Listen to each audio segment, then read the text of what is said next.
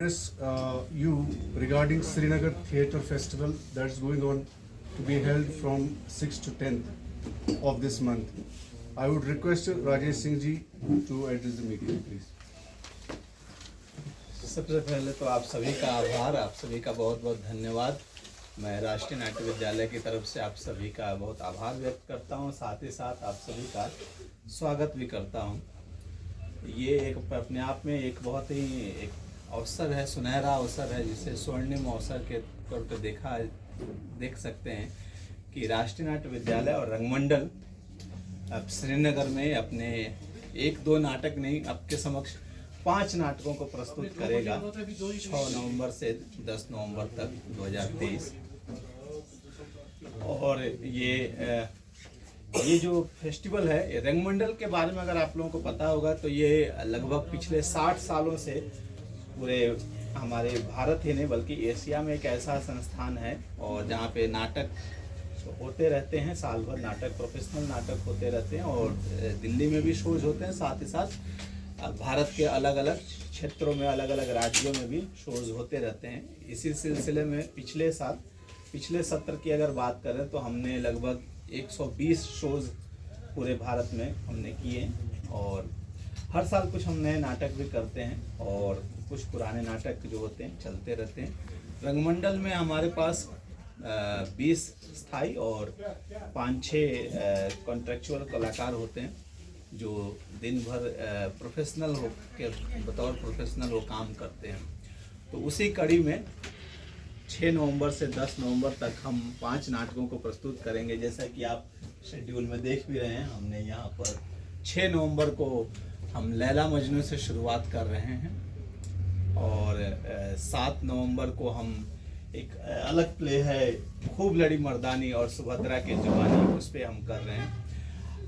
8 नवंबर को हम आपके समक्ष प्रस्तुत करेंगे एक संगीतमय प्रस्तुति, म्यूजिकल, लाइव म्यूजिकल नाटक होगा ये, जिसमें बाकायदा गाने होंगे, संगीत होगा, जिसे एक्टर उसी समय ऑन स्टेज गाते हुए प्रस्तुत करेंगे, जिसका नाम है मायरी मैं कासे कहूँ। और फिर 9 को हम आपके समक्ष प्रस्तुत कर रहे हैं अंधा युग। ये अंधा युग के बारे में तो काफ़ी कुछ आप लोगों को पता ही होगा। ये भारतीय साहित्य की एक अमूल्य कृति है, धर्मवीर भारती द्वारा लिखित हुई। और 10 को हम एक हास्य व्यंग कॉमेडी नाटक ताजमहल का टेंडर कर रहे हैं, जिसे चितरंजन त्रिपाठी जी ने निर्देशित किया है, जो अभी हाल ही में राष्ट्रीय नाट्य विद्यालय के निदेशक में नियुक्त हुए हैं।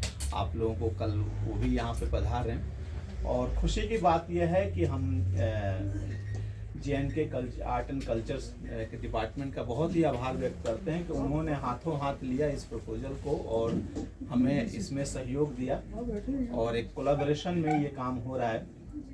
क्योंकि कला जो है एक ऐसी चीज़ है, आर्ट एक ऐसी चीज़ है, वो बिना सहयोग, बिना सपोर्ट के हम उसे पहुंचाना मुश्किल हो जाता है। कि ये एक ऐसी विद्या है जिसमें बहुत सारे रिसोर्सेस, बहुत सारे टाइम की ज़रूरत पड़ती है। लाइव आर्ट फॉर्म में, फिल्म में क्या होता है कि हमने एक बनने के समय में एक पूरी ताकत लगती है और बनने के बाद फिर हम उसे कहीं पे भी सर्कुलेट कर देते हैं, लेकिन थिएटर में हमें हर बार उतनी ही एनर्जी, उतनी ही टाइम लगती है, क्योंकि वो हर बार आपके समक्ष उसी समय घटित हो रहा होता है, उसी समय प्रेजेंट किया जा रहा होता है। तो उसको करने के लिए जो इस तरह की सपोर्ट और एक इंफ्रास्ट्रक्चर की ज़रूरत पड़ती है, उसके लिए हम JNK का आर्ट एंड कल्चर डिपार्टमेंट का बहुत बहुत आभार व्यक्त करते हैं कि उन्होंने इतने कम समय में हमारी ये रिक्वेस्ट एक्सेप्ट करी और दिल खोल करके हमें स्वागत किया और सपोर्ट किया हमें इस कार्यक्रम को यहाँ पर प्रस्तुत करने के लिए।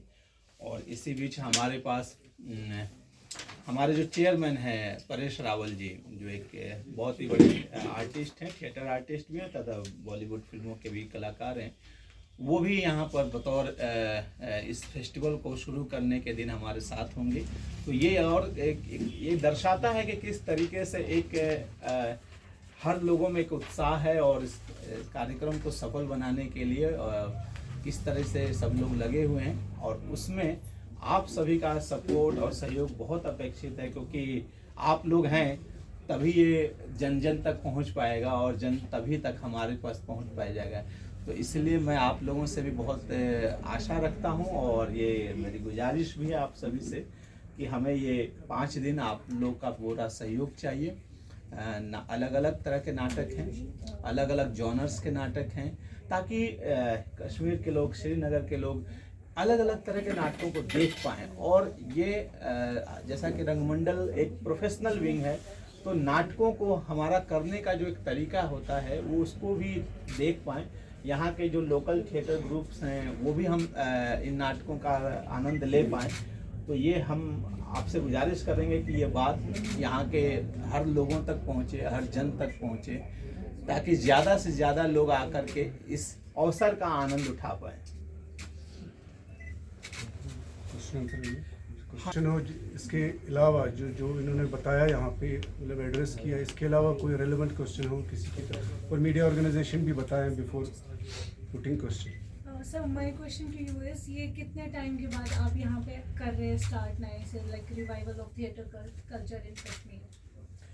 आज जैसा कि आप लोगों को तो खुद पता है कि यहाँ पर कल्चर और आर्ट को लेकर के एक क्या सिचुएशन रही है वो हम सब जानते ही हैं। उसमें जो भी थोड़ा बहुत कुछ होता है तो हम ये बहुत ही हमें सकारात्मक, बहुत ही पॉजिटिव होकर के देखना चाहिए। और रंगमंडल मुझे लगता है कि कई दशकों बाद यहाँ पे आ रहा है। जो राष्ट्रीय नाट्य विद्यालय रंगमंडल है, ये कई दशकों के बाद आ रहा है यहाँ पे। और अब हम चाहेंगे कि हम हर बार आएँ, हर साल आएँ, ताकि हमारा हर साल हम कुछ नए नाटक तैयार करते हैं। जैसे इसमें आप अगर देखेंगे तो हमने ये लैला मजनू, मायरी मैं कासे कहूँ, अंधा युग, ये हमने अभी इसी साल फरवरी, मार्च और अप्रैल में ये तीनों नाटक तैयार किए हैं और फिर इसके अलग अलग जगहों पे प्रदर्शन कर रहे हैं। सर जो भी प्लेस हो रहे हैं, हमें पता है कि सारा जो स्टाफ है आपका NSD का ही सब है। सो मेरा क्वेश्चन बेसिकली ये है कि हमें इस टाइम देख रहे हैं कश्मीर में, हम कह रहे हैं कि थिएटर इज डेड, थिएटर्स नहीं हो रहे हैं, तो इसका एक मेन रीज़न है कि ऑडियंस नहीं आ रही है। तो सर आपको क्या लगता है कश्मीर के थिएटर को लेके, कश्मीर के जो थिएटर्स है वहाँ पर ऑडियंस क्यों नहीं आ रही, और इसके लिए एज एन NSD क्या कर रहा है आगे? मैं हमेशा इस चीज़ में बहुत ही सकारात्मक चीज़ों को देखता हूँ। अगर एक लोग भी, एक जन भी आ रहा है तो वो हमारे लिए बहुत मायने रखता है। और हमें कहीं ना कहीं से तो शुरू करना पड़ेगा, कहीं ना कहीं से तो शुरुआत करनी पड़ेगी। और जब शुरू करेंगे तभी कारवां जुड़ता चला जाएगा, तभी हमारे साथ लोग जुड़ते चले जाएंगे। तो आप देखिए कि पिछले कुछ महीनों से लगातार राष्ट्रीय नाट्य विद्यालय और यहाँ के जो आर्ट एंड कल्चर और ये गवर्नमेंट के सहयोग से अभी पिछले महीने भी हमने एक वर्कशॉप किया यहाँ पे, और अभी एक वर्कशॉप चल रहा है। उसी कड़ी में ये एक हमने कोशिश की कि क्यों ना कि हम प्रस्तुति का जो एक उच्च स्तर होता है, प्रोफेशनल जिसे हम श्रेणी बोलते हैं, उस तरह के नाटकों को ले जा करके वहाँ के दर्शकों के सामने प्रस्तुत करें। तो जाहिर सी बात है, जब अच्छी चीज़ें देखने को मिलेगी, अच्छे काम देखने को मिलेंगे, तो लोगों में उत्साह बढ़ेगा और धीरे धीरे लोग वो जुड़ना शुरू हो जाएंगे। क्योंकि चीज़ें डेड रही या नहीं हुई, इसके बहुत सारे कारण हो सकते हैं, कोई एक कारण नहीं हो सकती है, लेकिन उन पे बात करने से कोई फ़ायदा नहीं है। फ़ायदा इस बात से है कि अब जो शुरुआत हुई है उसको हम लोग किस तरीके से देख रहे हैं और उसका हम किस तरीके से स्वागत कर रहे हैं। और उस स्वागत में अहम कड़ी आप लोगों की है कि अब आप लोग इस एक अपॉर्चुनिटी जो यहाँ की गवर्नमेंट और आर्ट एंड कल्चर सेंटर्स ने और राष्ट्रीय नाट्य विद्यालय सेंट्रल गवर्नमेंट की जो संस्था है, इन दोनों ने मिलकर के एक पहल की है, उस पहल को आपके माध्यम से अब लोगों तक पहुँचना है।